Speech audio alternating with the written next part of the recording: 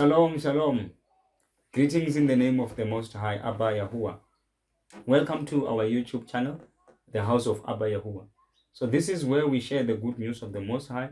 This is where we keep on encouraging each other in the words that the Most High has given us, so that we can remain steadfast, so that we can remain in position and not be shaken by whatever situation that we come across.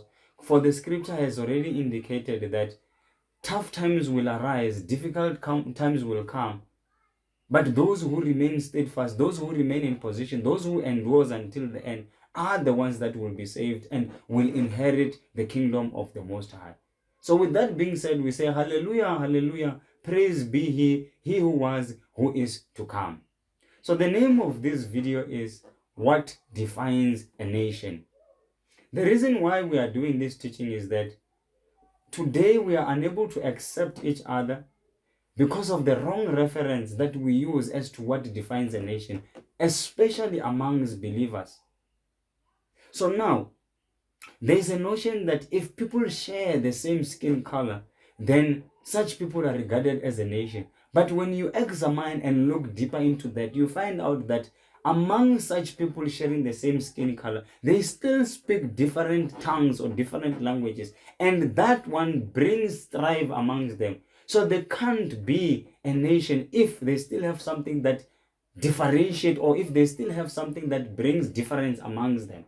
Secondly, there's also a notion that if people speak the same language, then automatically they become a nation. But if we look and examine deeper into that, we find out that among such people speaking the same tongue or the same language, they still have different ways of doing things. So if they still have different ways of doing things, then they cannot be defined as a nation. So what defines a nation?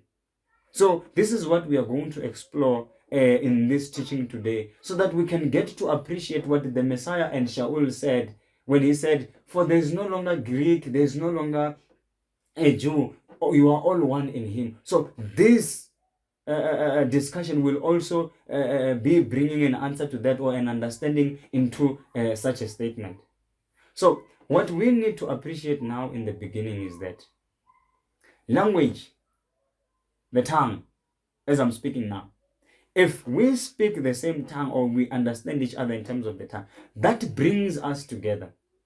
So when that has brought us together, this is where we start having discussions, and then we start defining how we want to live our life.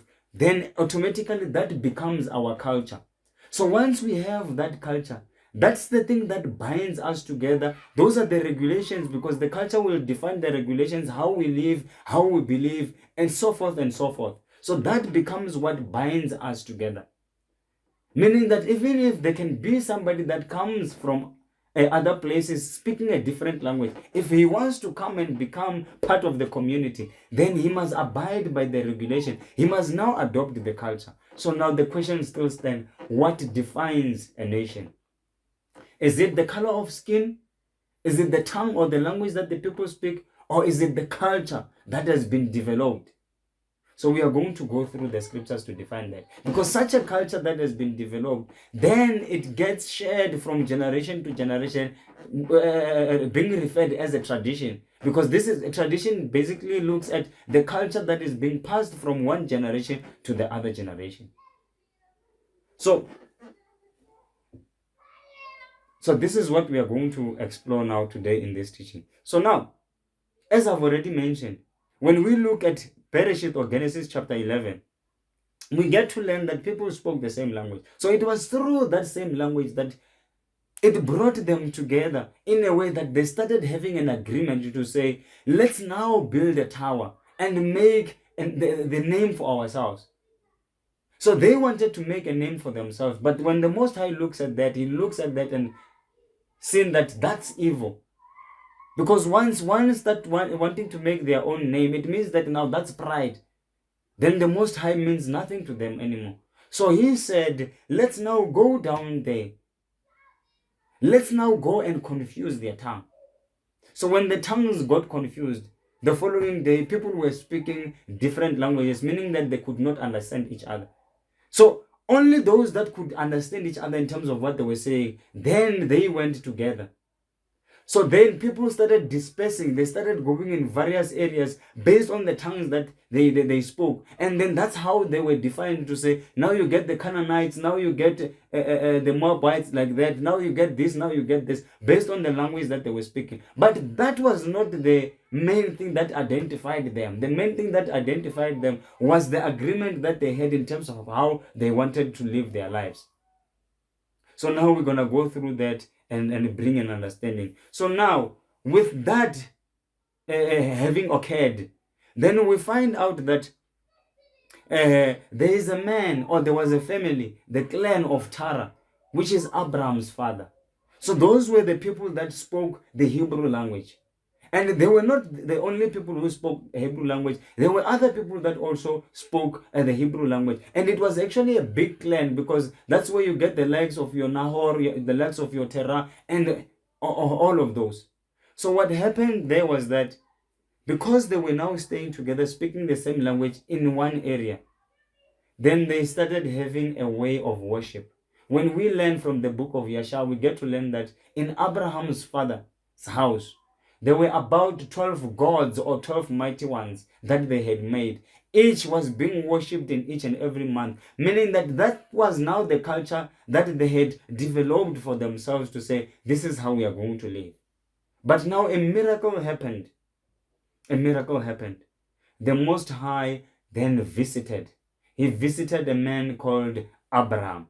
So now let's quickly look at BERESHITH, or Genesis, chapter 12, from verse 1. Then this is what is going to assist us in terms of understanding what we want to deal with today.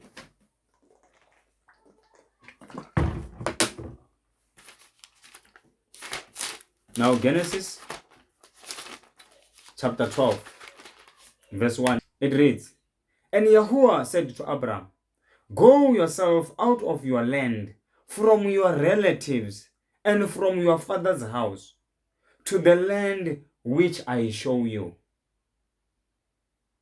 I shall make you a great nation, and bless you, and make your name great, and you shall be a blessing. I shall bless those who bless you, and curse him who curses you. And in you all clans of the earth shall be blessed." So now we are getting to learn of a calling that the Most High did on Abram, calling him from a nation with a promise of making him a great nation. So he's being called from his father's house, from a nation that he belonged to, from the relatives and also the land that we are staying in. Then the Most High made a promise to him that go out there, then I will make you a great nation. But now the question comes, because he's being called from a nation to become a nation. The question is, what was going to differentiate him in being a great nation from the nation that he was coming from? Because they spoke the same language, they had the same way of doing things. I mean, they had they spoke the same language as well. So this is what we need to understand. What is it that Abram was going to do differently from where he was being called from? Being called from a nation to be a great nation. So now let's move. Let's move to chapter 17. This is where we are going to identify the first thing that the Most High gave to Abram, which differentiated him from where he was coming from, which now made him to be a nation. Him being called from a nation to become a great nation. So what defines a nation?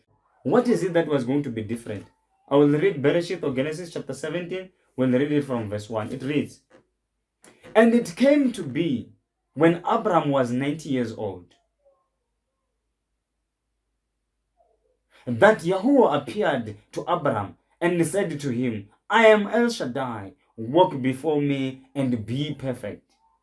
2. And I give my covenant between me and you, and shall greatly increase you. And Abram fell on his face, and Elohim spoke with him, saying, As for me, look, my covenant is with you. Sorry. 4. As for me, look, my covenant is with you, and you shall become a father of many nations. So the Most High is saying, my covenant is with you. So there is something that the Most High wanted to introduce to him, which becomes a contract, or which becomes a binding thing between him, Abraham, and the Most High. And by doing that, then still he becomes a nation. What was contained in the covenant there? What is this covenant? What does it entail? Because the Most High did not have covenant with Abraham's father, him being called from a nation to become a nation. So he's saying, you shall become a father of many nations. We'll explain this as well.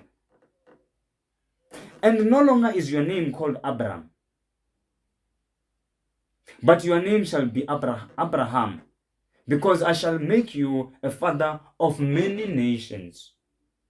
Many nations shall be blessed in thy name, Abraham. So those nations not being blessed as being nations, but them coming as nations and become a nation with Abraham, then they will receive his blessing. Some people sing the song, Abraham's blessing are mine, Abraham's blessing are mine. They do that. Okay, let's continue. And I shall make you as exceedingly fruitful, and make nations of you, and sovereigns shall come from you. So we know from Abraham there was Yitzhak. We know from Abram there was Ishmael. Then they did. Indeed, they became many nations, and the kings were coming from that. But now there's a nation that I'm interested in. The one that the promise said, from Yitzhak, your seed shall be called. All right. Then, let's continue. And I shall establish my covenant between me and you, and your seed, and after you in their generations, for an everlasting covenant, to be Elohim to you and your seed after.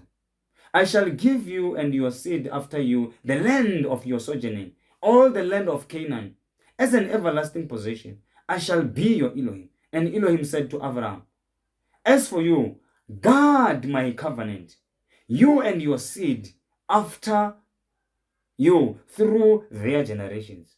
This is my covenant which you guard between me and you, and your seed after. Every male child among you is to be circumcised.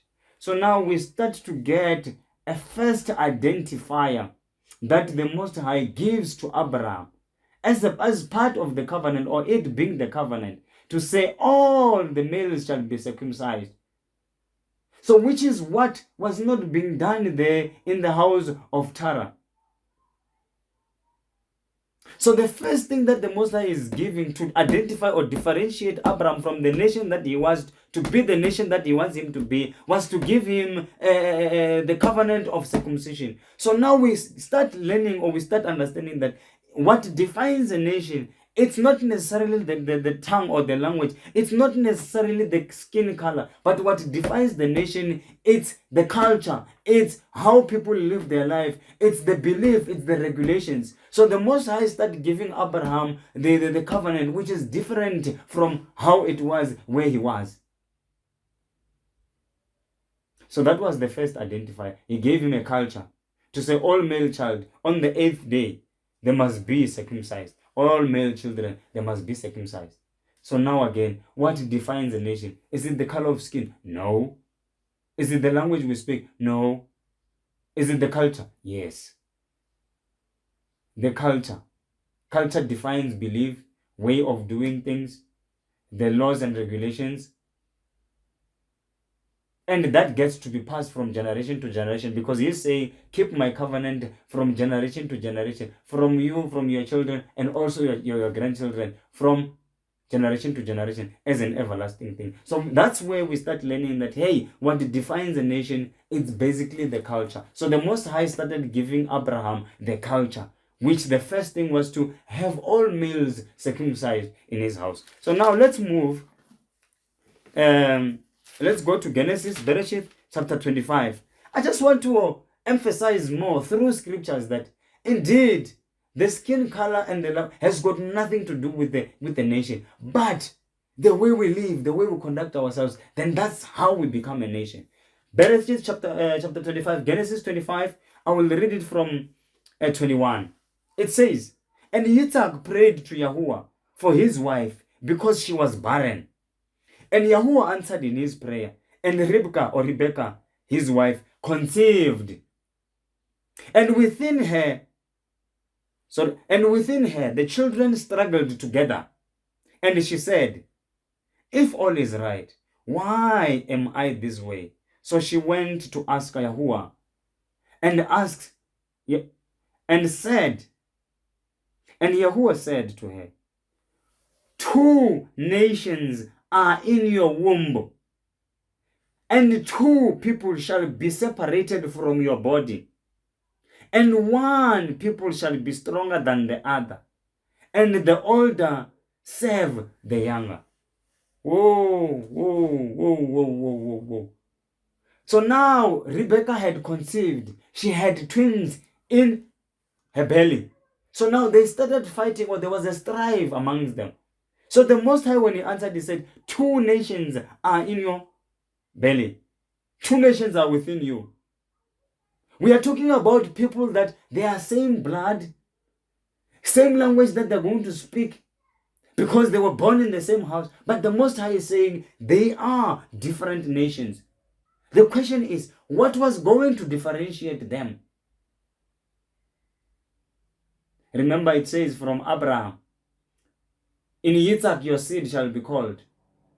So we find out that when Rebecca gave birth, she gave birth to Esau and she gave birth to Yaakov.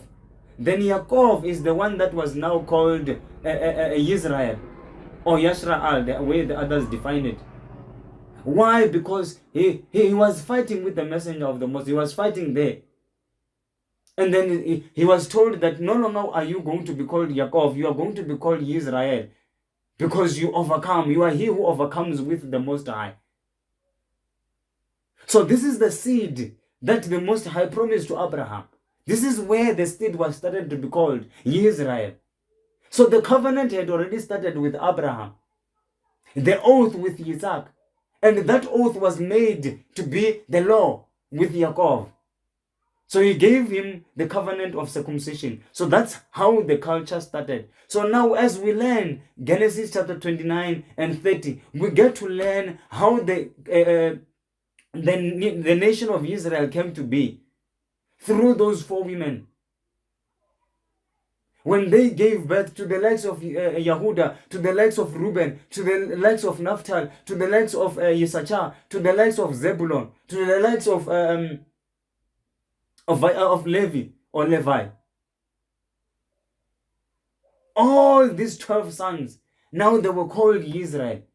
They were a nation. As it was promised to Abraham that this seed of yours shall go in the land that they do not know.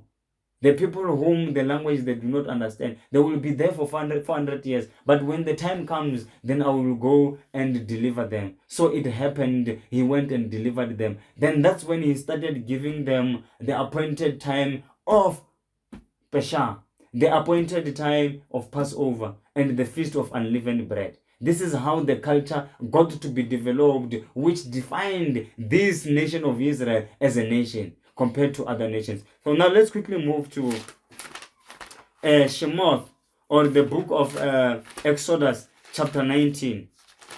Chapter 19. We are talking about what defines a nation. Now we have understood, or it came to us, that what really defines a nation, it's a culture that the nation has been given. So the Most High started giving that culture to Abraham. Then it went through Isaac and it went through to Yaakov. So now we want to hear that culture continuing to say, what is it that the Most High gave to his people as a way of living, which differentiated them from other nations? Chapter 19 from verse 5. It says, and now, if you diligently obey my voice and shall guard my covenant, then you shall be my treasured possession above all the people, for all the earth is mine.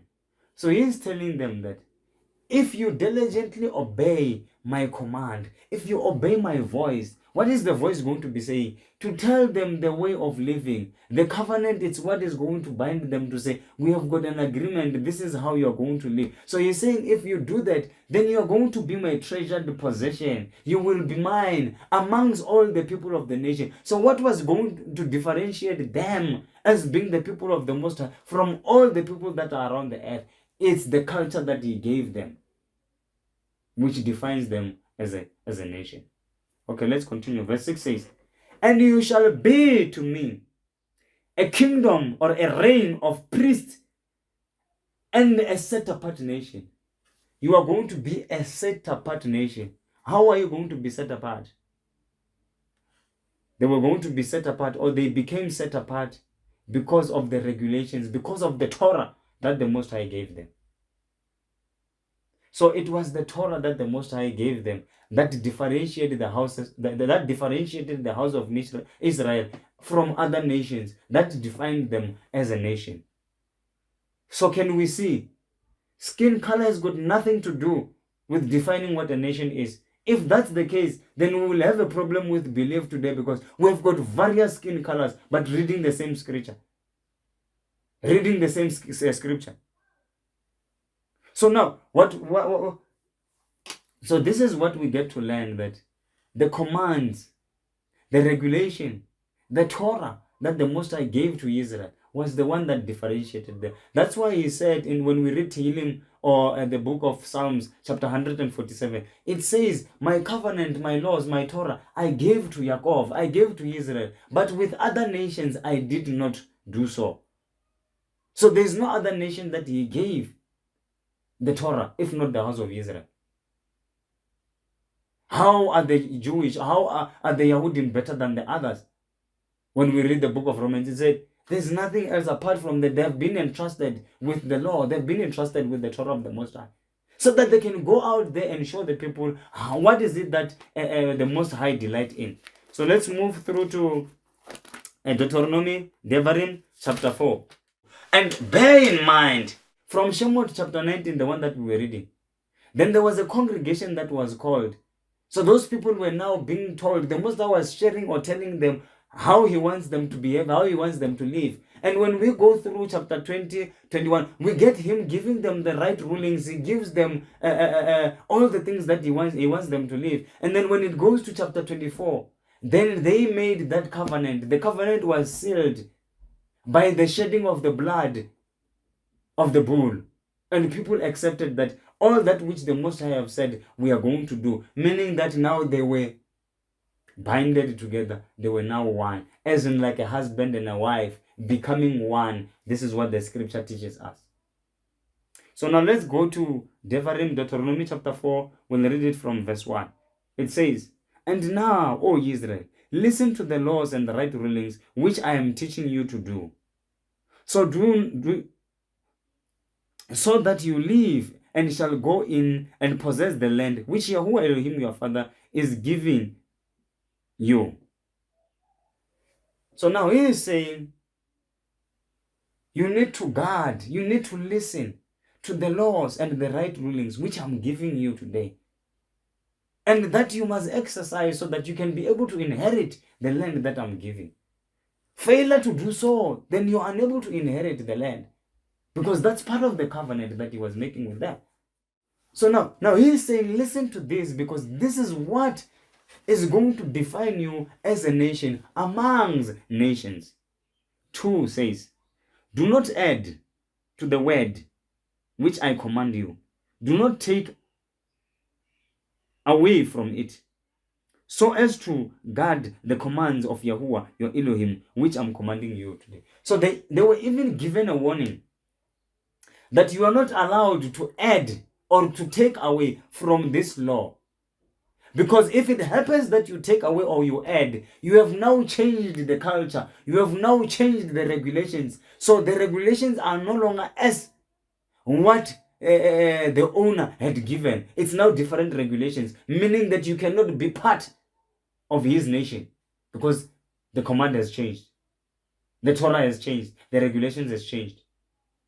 So this is what we need to appreciate, beloved. That if the command of the Most High is being changed, then we cannot be one with him. Because what we are going to live by, it's not what he has said. It's different. Meaning that now we comply to a different standard, which cannot now define us, or it defines us as a different nation from what from the nation that the Most High had instituted. So they were warned not to do that. Okay, let's move quickly. 3 says, your eyes have seen what Yahuwah did at Baal Peor. For Yahuwah your Elohim has destroyed from your midst all the men who followed Baal Peor. But you who are clinging to Yahuwah your Elohim are alive today, every one of you. See, I have taught you laws and right rulings, as Yahuwah my Elohim commanded me to do, thus in the land which you are going to possess. Listen to 6. And you shall guard and do them, for this is your wisdom and your understanding before the eyes of the people who hear all these laws. And you shall say, and they shall say, only a wise and understanding people is this great nation. For what great nation is there which has Elohim as so near to it as Yahuwah our Elohim is to us, wherever we call on him? So he said to them, these laws that I'm giving you, this Torah, these right rulings are your wisdom. This is your understanding. Where? Amongst other nations. Meaning that there is no other nation that lived according to that which the Most High gave to Israel. So that's why he said, this is going to be your understanding and your knowledge. And those people will be astonished when they see how you live your life based on this regulation. And they will be astonished to say, what a great nation is this? Why are they saying a great nation? Because those people are together. They cling together. They do same thing. They've got same and common understanding. So that's what defined them as a nation. We know that the Most High have said, if it happens that there's a stranger that comes amongst you, that stranger which comes amongst you, if he wants to be part of you, let him be circumcised. Let all the people of his house be circumcised. Once he does that, then he becomes the same as Israel, even though he spoke a different language. But just because he's going to abide by the rules of the Most High, then he becomes one. So we'll also read that. So now we get to learn that what defines a nation indeed is not the skin color, is not the language, but the culture. We have got various cultures here in our daily lives. And such cultures, we still want to bring them in belief. We can't. Because there are certain things that gets done amongst the Venda people, which is an abomination amongst the Zulu people. Then how do we say we bring it in belief? No. Here in belief, there's a different culture that the Most High have instituted. Hence, he say, we cannot dress if we are not undressed. We have to be undressed first, and then we can dress. How can you put now a new suit or on filthy clothes while you have been walking in oil or you have been rolling in the mud? It doesn't happen that way. So this is what we learn now, what defines a nation. So now, what I want us to move to now is that, now that we have learned, what is it that the Most High said to these people as a warning from the regulations that he has given them? What does he say? Let's quickly go to DEBARIM, Deuteronomy chapter 12, from verse 28. It says, guard and obey all these words which I command you, that it might be well with you and your children after you forever. When you do what is good and right in the eyes of Yahuwah your Elohim, when Yahuwah your Elohim does cut off from before you the nations which you go to dispossess, and you dispossess the land, them, and dwell in their land, guard yourself that you do not ensnared. Guard yourself that you are not ensnared to follow them after they are destroyed from before you, and that you do not inquire about their mighty ones, saying, how did these nations serve their mighty ones? And let me do so. So they were given a warning that never ever ever be ensnared. Never ever ever inquire about how they worship their mighty one. Never ever inquire how do they do their things. Because they are nations. Whatever that they do defines them as a nation, because that's the culture that they had. But now, because you as Israelites have got a culture that you have been given, you have got a Torah that outlines your way of living and also belief. Do not ask there, because when you ask there, you're going to bring that into my house and you will want to live according to that. And that will make you a different nation, because now you will be complying to different standards from which I have set, the Most High said. So they were given that warning.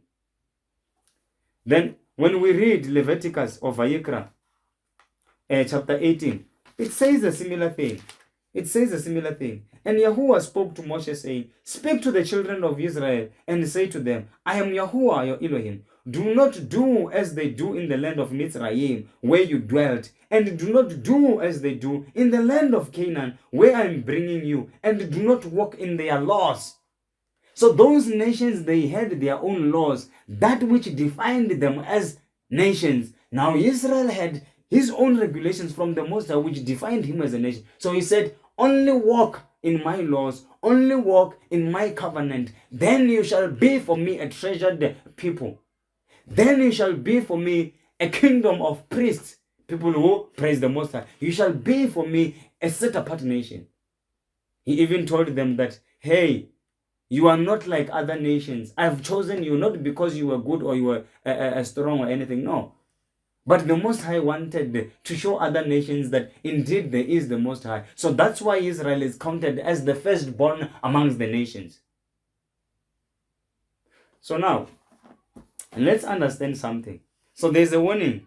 There's a Torah that has been given defining Israel as a nation, coming from the seed of Abraham. Now from there, we get to learn that what defined them is the culture that they've been given, the Torah. And they have been given the warning as well to say, do not do as other nations does, because I've already given you the way of living. Because if you do that way, then it means that now you have become part of that other nation. So that's what we have also learned in Numbers or BEMIDBAR chapter 25. It says the Israelites, they dwelled in Shittim, but now the problem is they were invited by the Moab. When they got invited, then they started warring with the Moabites. They started slaughtering and eating. That way they were joined to Baal. So by just forming part of the feasts that those people were doing, then they were joined to Baal. So the Most High was not delighted, because they started doing what the Most High said they must not do. Hence he said to people even today, do not be astonished, do not be surprised by what you see the heavenly arrays doing. This is what we are doing today. We have got all those stars that are up there in the heaven, giving us direction also, giving us an indication as to what season and what year it is. Like that, or how to count years and things like that. But now we have taken that and we have idolized that. That's why we have come up with a horoscope. People want to get an understanding, or they want to get the description of how they are based on the heavenly arrays. That's what the Most High said, do not do. That's the life of the Chaldeans. But now let's get to see if what happened to people who went against the regulation that the Most High have said. Let's quickly read Exodus chapter 12. Exodus chapter 12, I'll read it from verse 15. It says, 7 days you shall eat unleavened bread. Indeed, on the first day you cause leaven to cease from your houses. For whoever eats leavened bread from the first day until the 7th day, that being shall be cut off from Israel. So whoever that did not comply with the regulations that the Most High was saying, that person was supposed to be removed from Israel, meaning that he is no longer part of the Israelite nation. He is no longer part of Israel. Why? Because he has defied the regulations. He has decided to go astray, or has decided to not to listen to what the Most High have said. So what defines a nation? It's the regulations. It's the culture that the nation has been given. It's the culture that defines a nation. So whoever that did not comply was removed. Let's read Vayikra or Leviticus chapter 17 from verse 10. 17:10. It says, and any man of the house of Israel or the strangers who sojourn amongst you, who eats any blood, I shall set my face against that being who eats blood, and I shall cut him off from among these people. Anybody who went against the regulations that the Most High have set was removed from Israel. He was no longer fit to be part of the nation because he was not living according to the regulations of the Most High. There's lots of scriptures that we can read regarding that. I'm just reading quite a few. Then I know that whoever that is listening to this can still continue to read and get more understanding. Let's read BEMIDBAR. That's Numbers 15, 29 through to 30, emphasizing the same thing. It says, from him who does whatever by mistake, there is one Torah, both for him who is a native amongst the children of Israel and for the stranger who sojourn in the midst. 30. But the being who does whatever defiantly, whether he is a native or a stranger, he reviles Yahuwah, and that being shall be cut off from among his people. So do we get that? So such a person gets removed from amongst his people, from the nation, because he is contradicting, or he doesn't want to be ruled by the Torah that is there, which that Torah defines the nation of the Most High. I've indicated as well that if it happens that there is somebody who is not a native, but wants to come and be part of the Israelites, what now happens? What now happens? I've indicated that it says there's one Torah for the native and also the stranger. So now whoever that came and wanted to be part of Israelites, same circumcision had to happen. That's why even after the coming of the Messiah, there was always a fight to say, but these people cannot be Israelites if they are not physically circumcised. Because people failed to understand the shadow of good things that were to come. Because that circumcision was also part of a shadow of good things to come, referring to rebirth, referring to being born again, referring to, a new creation that comes after believing. But we will touch on that as we proceed. So now let's quickly go to YESHAYAHU. That's Isaiah chapter 56. I will read it verse 3 and 4. 56, 3 and 4. Most High, very, very, very fair, gives regulations and also the penalty that comes with those that goes against the penalty. But he still has that loving commitment. The favor, the grace, as people will refer to. But nevertheless, let's read that. 56 from verse 3, it says, and let not the son of the foreigner, a foreigner, from where? From the house of Israel, coming from different tongues, different nations, who has joined himself to Yahuwah, speak, saying, Yahuwah has certainly separated me from his people, nor let the eunuch say, look, I'm a dry tree. So Yahuwah, through the mouth of through the mouth of Yeshayah the prophet, he's saying, let not the son of the foreigner who has joined himself to Yahuwah. How did he get joined to Yahuwah? By going through the process of becoming a Israelite, which will outline going forward regarding how it happens now compared to what it used to happen there in the beginning. So he said, he who is now joined, he must not say Yahuwah. He must not say Yahuwah has separated me from his people, because he is now joined to his people. Though he speaks a different language.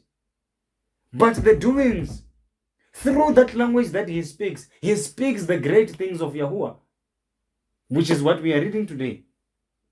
For that says Yahuwah, the eunuch who guards my Shabbat, and have chosen what pleases me, and are holding on to my covenant, to them I shall give in my house and within my walls a place and a name better than that of sons and daughters. I give them an everlasting name that is not cut off. Also the sons of the foreigner who join themselves to Yahuwah, to serve him and to love the name of Yahuwah, to be his servants. All who guard the Shabbat and not profane it, and are holding on to my covenant, then I shall bring to my set apart mountain, and let them rejoice in my house of prayer. Their ascending offerings and their slaughterings are accepted on my slaughter place. For my house is called a house of prayer for all the people, for all the nations. Because those nations, they come and be joined to Yahuwah and become his nation. How? Through the covenant, because it says, those who come and guard my covenant and guard my Shabbat and guard all my regulations, such people, then they become mine. They are one with the set apart ones. Those whom Yahuwah has chosen from the beginning. So even those who come now. So this was prophecy. To say, though you are a foreigner, either by language that you speak, or by blood, or the color of skin, but if you come and guard what the Most High desires, then you become one in him, because what defines a nation, as we have said, is the culture, is the way of living, it's the belief that we get and get to exercise. So this is what we wanted to outline from the beginning as to what defines a nation, so that we can understand the next part now, which focuses more on what now happens when the Messiah came. What now happens when the Messiah comes. Because we must also know that the house of Israel as well, it got divided into two kingdoms. There was the north and the south. There was the kingdom of Yehuda and the kingdom of Israel. The kingdom of Israel was now dwelling in Samaria or Shomeron. And now the guys of Yehuda, they were there in Jerusalem. That's why even when it came to the punishments, they were even referred to the daughters.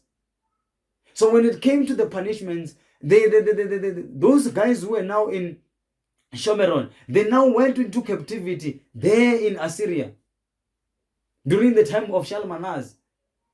And those who dwelt in Jerusalem, the house of Benjamin and the house of Yehuda, according to Jeremiah chapter 29, they went to captivity in Babylon because there were now two kingdoms. But now there was a prophecy that was given to Ezekiel the prophet.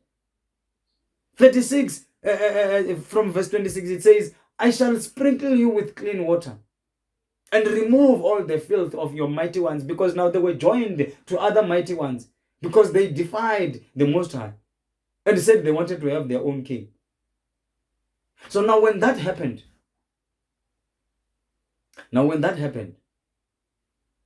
they became separated. So he's saying, I shall sprinkle you with clean water. I shall give you my spirit. Then chapter 37 said, now they are going to be like sticks that are brought together to become a nation again. Once it becomes a nation again, then that's when they will have one king. And not only will they come alone, these Israelites by birth, but also the nations shall come. That's what we see in the book of Revelation. So this is what we wanted to say. I will leave it here as part 1. Then we are going to continue to part 2, where we'll start looking at the coming of the Messiah and the bringing back of the house of Israel to be a nation, and going forward regarding the coming of other nations to becoming one, so that what is written there by Shaul in the book of Ephesians then gets fulfilled. The one that says, one master, one flock, for we have been called for one expectation. May the Most High be with us through all this, and brings more understanding to us that indeed what defines a nation, it's not the color of skin. What defines a nation, it's not the language or the tongue we speak, but rather the culture that we get to practice, because that is more of action. The belief that we have got, or the belief, it's more of action rather than being the spoken one. With that being said, I say shalom, shalom, shalom.